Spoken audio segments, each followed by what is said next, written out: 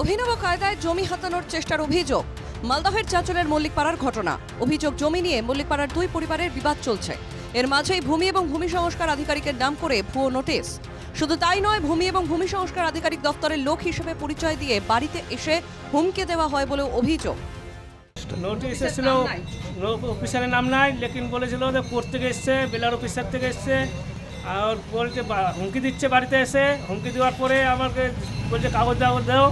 কারা হুমকি দিচ্ছে? ওই বেলার অফিসার যে গেছে আমিন টামিন। আমাদের ভাই দুটা লোক আছে, তো ওদের চিনি না। ওরা বলছে যে উকিল আছি, মহিল আছি, কোর্ট থেকে পাঠিয়েছে, আমাদেরকে বেলাল অফিস থেকে পাঠিয়েছে।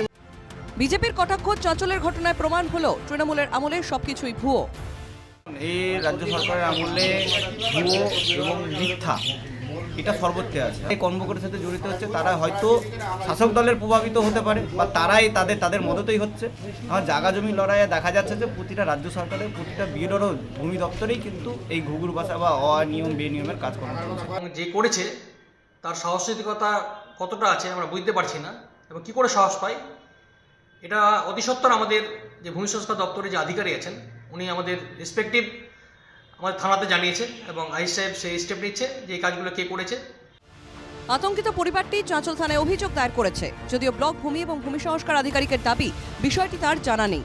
প্রশ্ন উঠছে, কে বা কারা কোথা থেকে এই ধরনের নোটিশ তৈরি করছে? ভূমি ও ভূমি সংস্কার দপ্তরে কি সক্রিয় দালাল চক্র?